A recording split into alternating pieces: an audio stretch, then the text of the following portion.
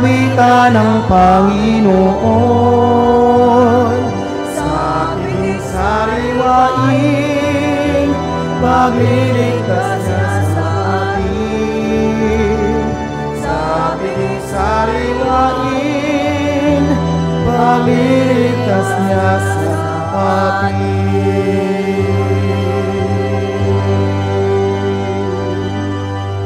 Sa ngalan ng Ama at ng Anak at ng Espiritu Santo. Amen. Sumainyo ang Panginoon. At sumainyo rin. Mga kapatid, ginugunitaan natin ngayon si San Cosme at San Damian, mga martir, upang maging marapat tayo sa banal na pagdiriwang, pagsisihan natin ang mga nagawang kasalanan.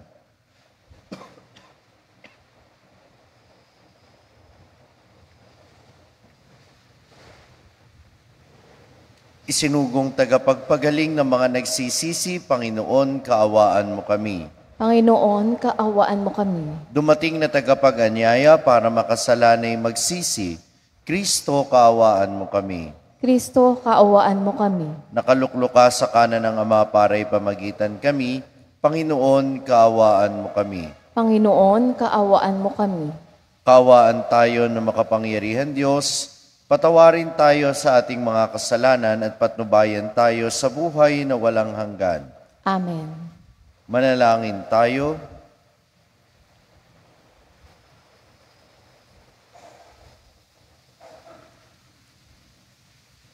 Ama naming makapangyarihan, dakilain ka nawa sa kagalang-galang na pag-alala kina San Cosme at San Damian, sapagkat iginawad mo sa kanila ang dangal kailanman at ang tulong sa amin dahil sa di malirip na pagsubaybay mo.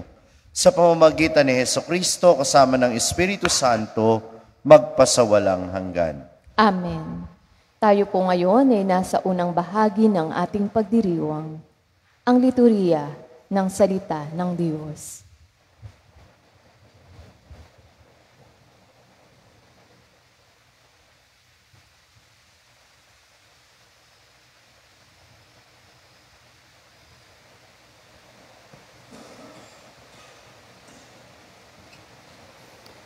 Ang salita ng Diyos mula sa aklat ng mga ngaral. Walang kabuluhan, walang halaga ang lahat ng bagay. Magpakahirap ka man, gumawa man ang gumawa, ay wala pa ring mapapala. Patuloy ang pagpapalit-palit ng mga lahi, ngunit hindi nagbabago ang daigdig. Ang araw ay patuloy sa pagsikat, at patuloy sa paglubog, pabalik-balik lang sa pinanggalingan.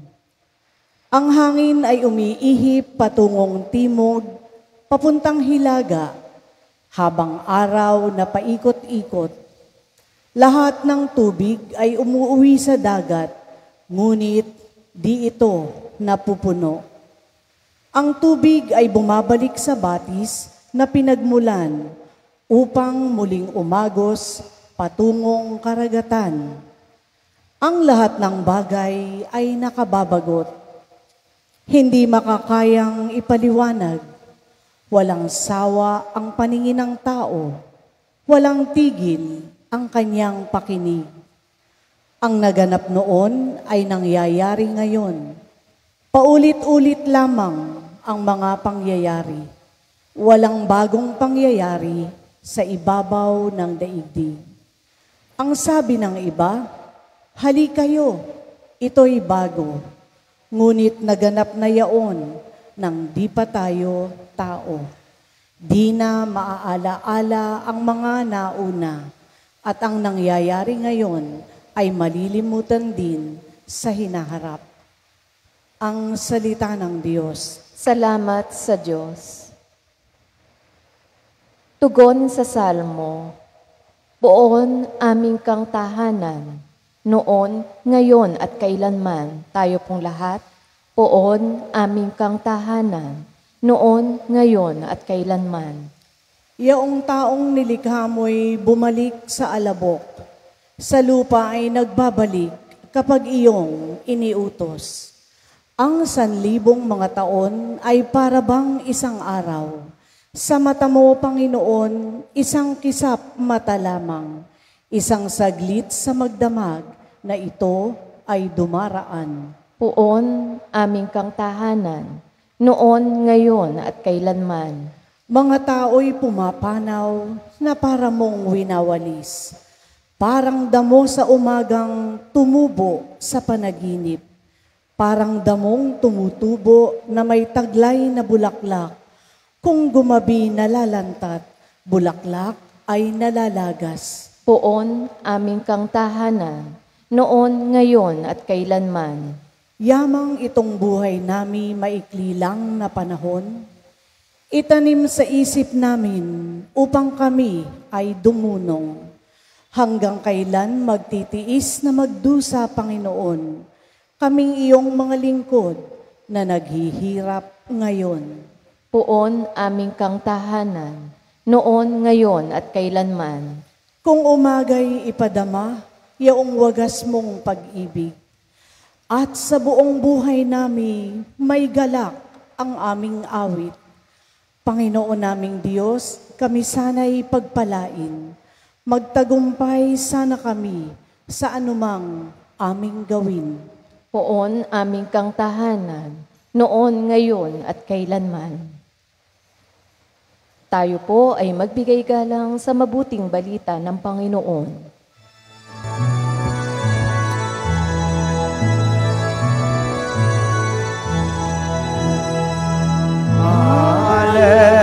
Hallelujah, hallelujah, hallelujah, hallelujah.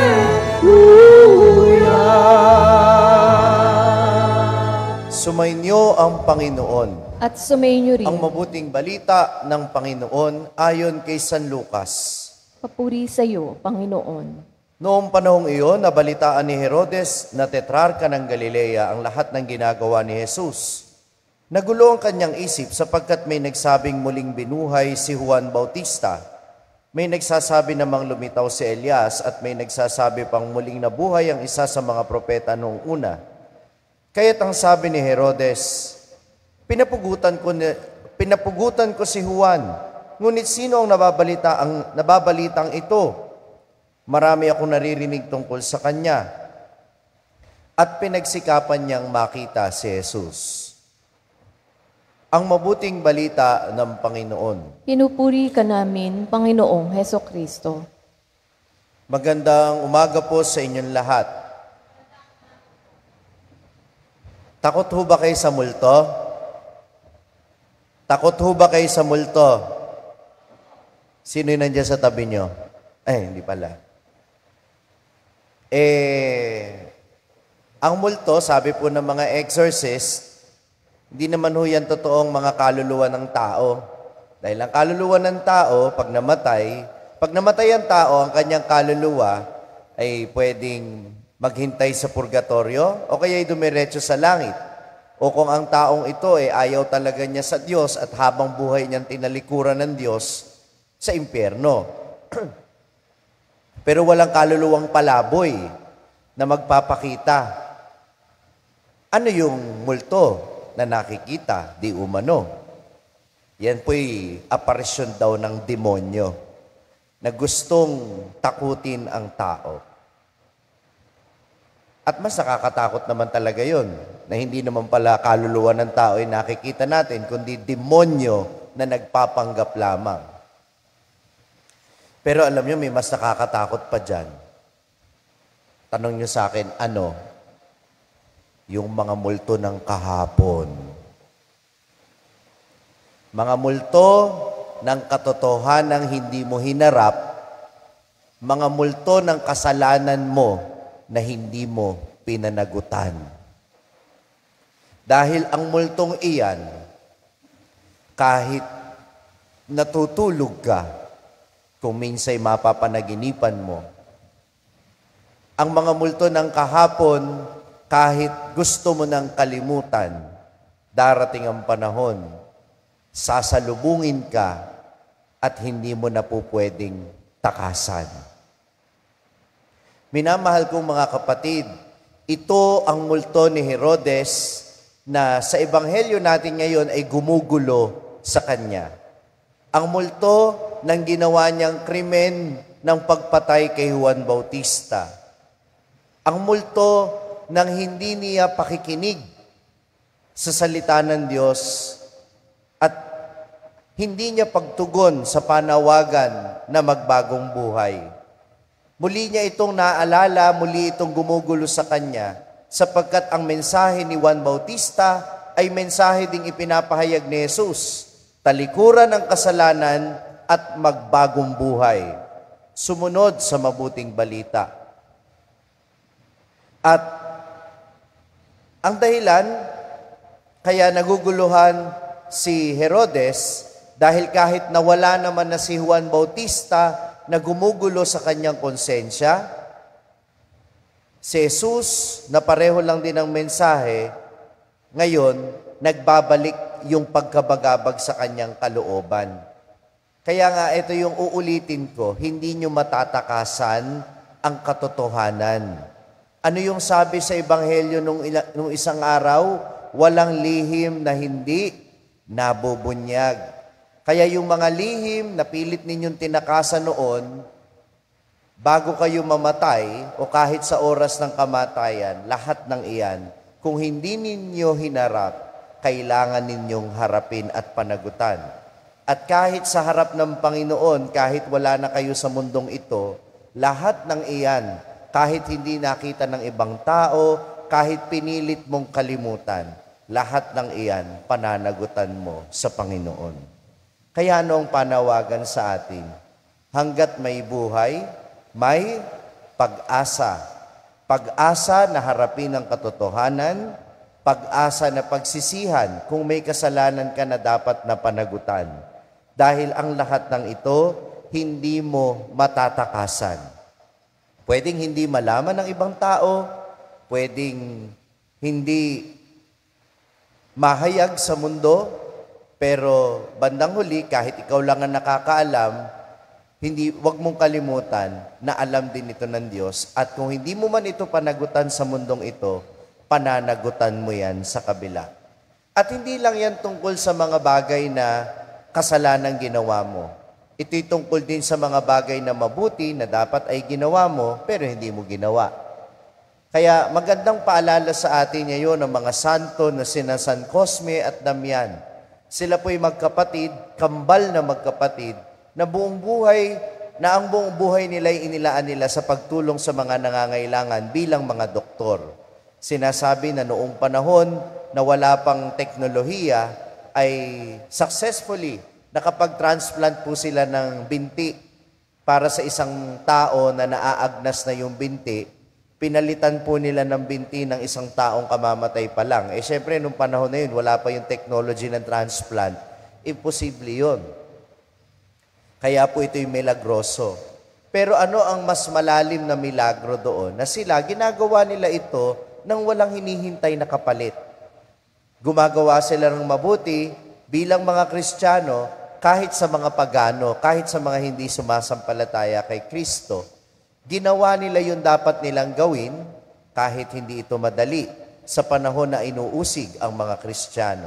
Sapagkat alam nila na ang buhay nila'y pananagutan nila sa harap ng Diyos balang araw. Kaya sana kayo ganun din. Uulitin ko, yung mga mabuti na dapat ninyong gawin pero hindi ninyo ginawa, pananagutan nyo sa Diyos yan balang araw.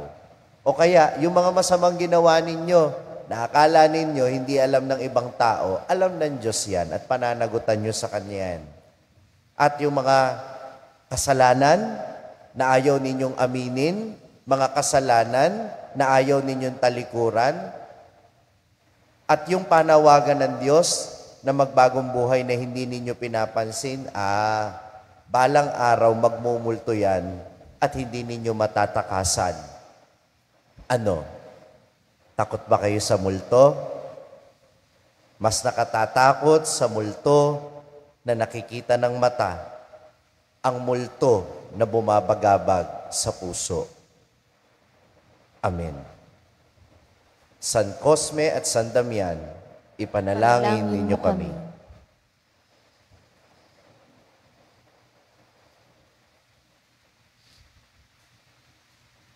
Magsitayo po ang lahat.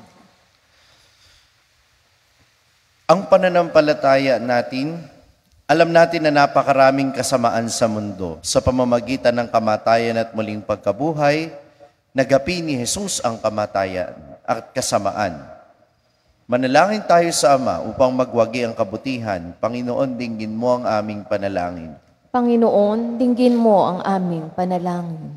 Ang simbahang naglalakbay, nawa ay magbigay ng liwanag sa mga tao para baguhin ang kanilang pamumuhay sa pamamagitan ng tapat na pagsaksi kay Kristo sa kanilang salita at gawa. Manalangin tayo sa Panginoon. Panginoon, dinggin mo ang aming panalangin. Ang mga bansa, nawa ay isuko ang walang saysay na pagkakaroon ng makapangyarihan at mapanirang gamit pandigmaan at sa halip, mamuhay sila ng sama-sama, mapayapa at nagkakasundo. Manalangin tayo sa Panginoon. Panginoon, dinggin mo ang aming panalangin. Ang mga inuusig dahil sa kanilang paniniwala, nawa ay magtagumpay na makamit ang kanilang kalayaan. Manalangin tayo sa Panginoon. Panginoon, dinggin mo ang aming panalangin. Ang mga may sakit at may kapansanan, nawa ay tumanggap ng kalinga ng pag-ibig ng Diyos mula sa mga nag-aaruga sa kanila. Manalangin tayo sa Panginoon. Panginoon, dinggin mo ang aming panalangin. Ang mga yumao, nawa ay makalaya na sa mga kaguluhan ng mundong ito at magkamit ng walang hanggang kapayapaan. Manalangin tayo sa Panginoon. Panginoon, dinggin mo ang aming panalangin. Isama natin sa ating panalangin ang intensyon ng mga nagpamisa at idulog natin sa Panginoon ang ating mga kahilingan.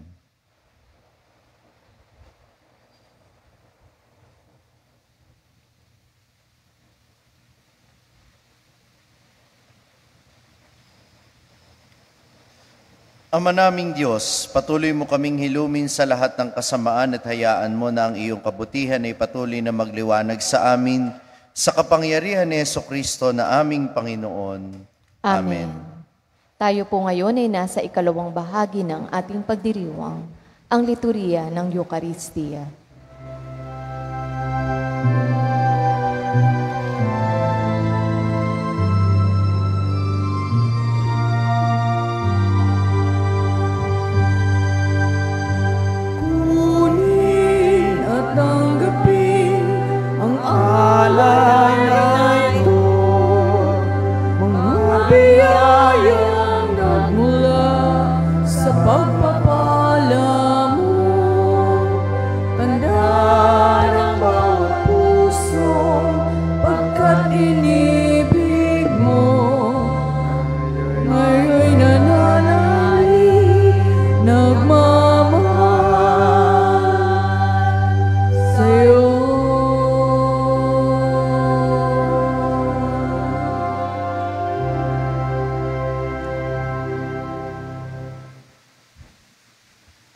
Manalangin kayo, mga kapatid, upang itong ating paghahain ay kalugdan ng Diyos sa mga makapangyarihan. Tanggapin nawa ng Panginoon itong paghahain sa iyong mga kamay, sa kapurihan niya at karangalan sa ating kapakinabangan at sa buong sambayanan niyang Ama naming lumikha, pakundangan sa minamahalaga mong pagkamatay ng iyong mga mahal, ginaganap namin ang paghahain na siyang ugat ng kabuluhan ng pagkamatay bilang martir sa pamamagitan ni Jesucristo kasama ng Espiritu Santo magpasawalang hanggan. Amen. Sumainyo ang Panginoon.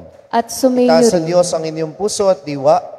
tinaasan namin sa Panginoon. Pasalamatan natin ang Panginoong ating Diyos. Marapat na siya ay pasalamatan. Ama naming makapangyarihan, tuningang marapat na ikaw ay aming pasalamatan, ngayong aming kagalakan na sina San Cosme at San Damian ay parangalan.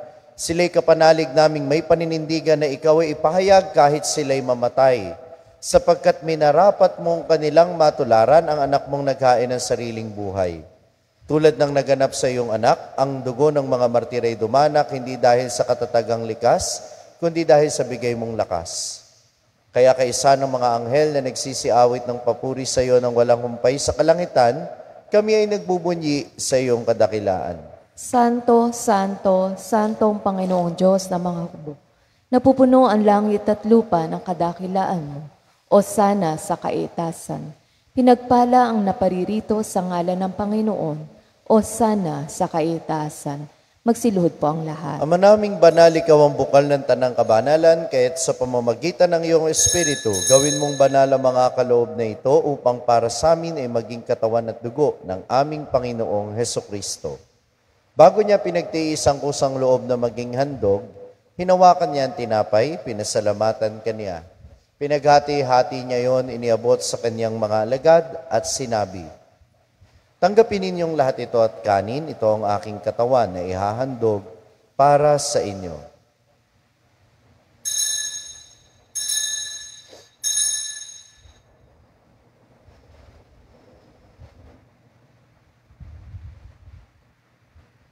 Gayun din naman, nung matapos ang hapunan, hinawakan niya ang kalis. Muli kanyang pinasalamatan.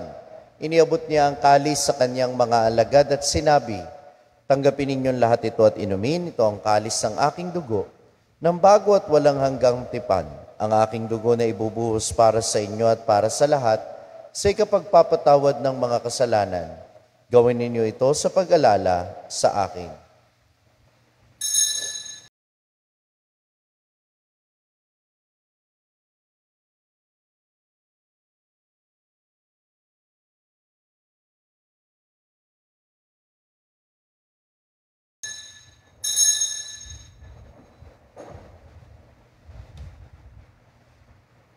Ipagbunyi natin ang misteryo ng pananampalataya. Si Kristo ay namatay, si Kristo ay muling nabuhay, si Kristo ay babalik sa wakas ng panahon. Ama, ginagawa namin ngayon ang pag-alala sa pagkamatay at muling pagkabuhay ng iyong anak. Kaya't iniaalay namin sa iyo ang tinapay na nagbibigay buhay at ang kalis na nagkakaloob ng kaligtasan. Kami ay nagpapasalamat dahil kami iyong minarapat na tumayo sa harap mo para maglingkod sa iyo. Isinasamo namin kaming magsasalo-salo sa katawan at dugo ni Kristo ay mabuklod sa pagkakaisa sa pamamagitan ng Espiritu Santo. Ama, lingapin mo ngayon simbahang laganap sa buong daigdig. Puspusin mo kami sa pag-ibig kay San Francisco na aming Papa at ni Dennis na aming Obispo at ng Tanang Kaparian. Alalahanin mo rin ang mga kapatid naming nahimlay na may pag-asang sila'y muling mabubuhay gayon din ang lahat ng mga pumanaw. Kaawaan mo sila at patuloyin sa iyong kaliwanagan. Kaawaan mo at pagindapatin kaming lahat na makasalo sa iyong buhay na walang wakas. Kay Sanong Mahal na Birheng Maria na Ina ng Diyos, ang kanyang kabiyak ng puso si San Jose, kay Sanong mga apostol at ng lahat ng mga banal na namuhay dito sa daigdig ng kalugod-lugod sa iyo. May pagdiwang nawa namin ng pagpupuri sa ikararangal mo sa pamamagitan ng iyong anak na aming Panginoong Hesukristo. Sa pamamagitan ni Kristo, kasama niya at sa Kanya, ang lahat ng parangal at papuri ay sa iyo, Diyos amang makapangyarihan, kasama ng Espiritu Santo, magpasawalang hanggan. Amen. Sa tagubilin ng mga nakagagaling na utos sa turo ni Jesus na Panginoon natin at Diyos, ipahayag natin ng lakas loob.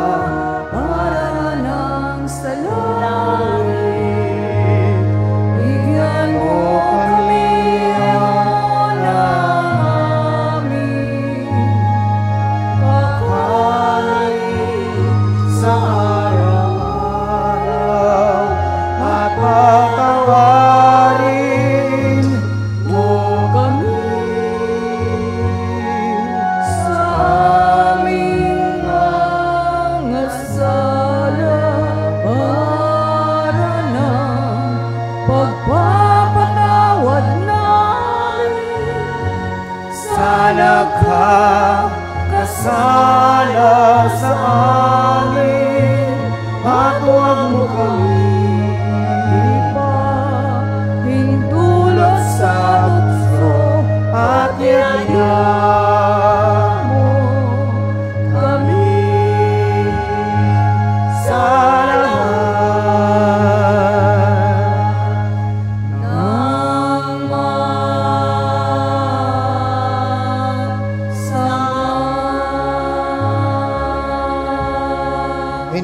namin kami iadya sa lahat ng masama, pagkalooban ng kapayapaan araw-araw, iligtas sa kasalanan at ilayo sa lahat ng kapahamakan, samantalang aming pinananabikan ng dakilang araw ng pagpapahayag ng tagapagligtas naming si Hesukristo. Sapagkat iyo ang kaharian at kapangyarihan at kapurihan, magpakailanman. Amen. Panginoong Hesukristo, sinabi mo sa iyong mga apostol, kapayapaan ang iniiwan ko sa inyo. Ang aking kapayapaan ang ibinibigay ko sa inyo. Tungayan mo ang aming pananampalataya at wag ang aming mga pagkakasala. Pagkalooban mo kami ng kapayapaan at pagkakaisa ayon sa iyong kalooban, kasama ng Espiritu Santo magpasawalang hanggan. Amen. Ang kapayapaan ng Panginoon ay lagi nawang sumainyo. At sumainyo rin. Magbigayan kayo ng kapayapaan sa isa't isa.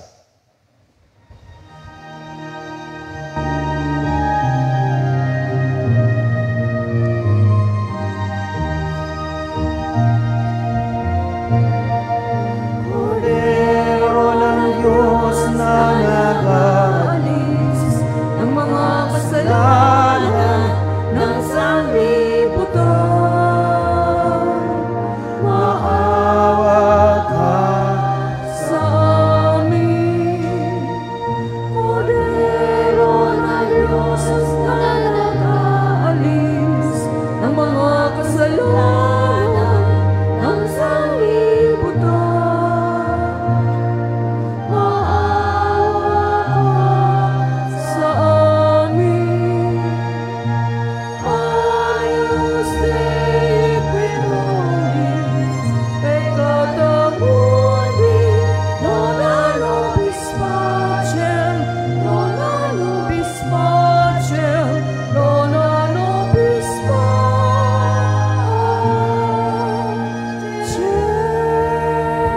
Magsiluhod po ang lahat. Ito ang kordero ng Diyos na nag-aalis sa mga kasalanan ng sanlibutan. Mapalad ang mga inaanyayahan sa kanyang piging.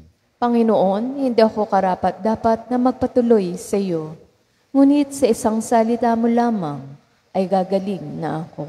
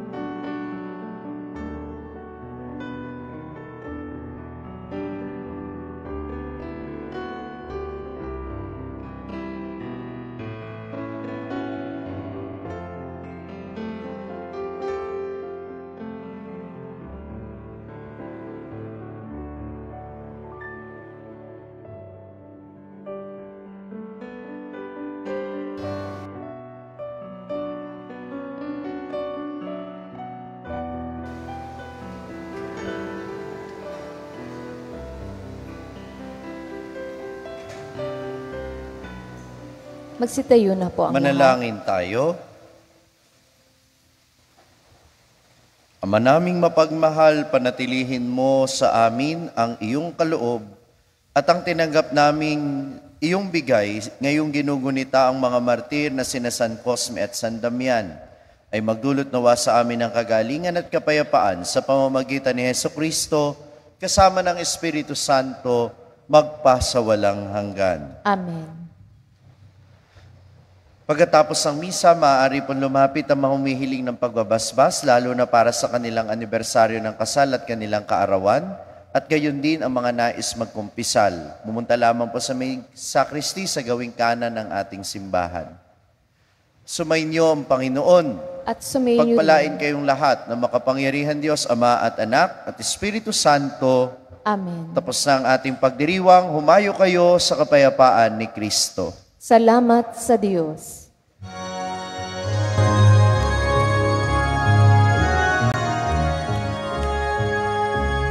Nuestra Señora del Carmen, mahal na ina natin, patron ng mga kasaysayan, simbahan ang marasuin, pagpalain mo po ang parokya, gabayan ang aming pamilya, tulungan mo kaming lulubos na magmahal, sa kapwa at mga kaaway, kami ay patnubayan sa aming paglalakbay.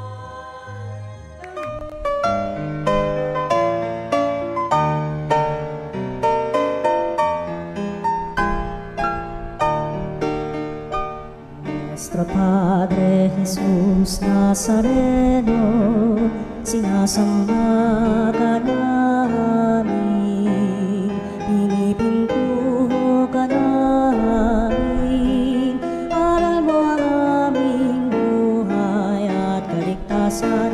Nuestro Padre Jesús Nazareno, iligtas mo kami sa kamatayan, ang krus mong pinamatayan ay sagisag ng aming kaligtasan. Nuestro Padre Jesus Nazareno, dinarangal ka namin. Nuestro Padre Jesus Nazareno, inulwalhati ka namin. Nuestro Padre Jesus Nazareno, inarangal ka namin. Nuestro Padre Jesus Nazareno, inulwalhati ka namin.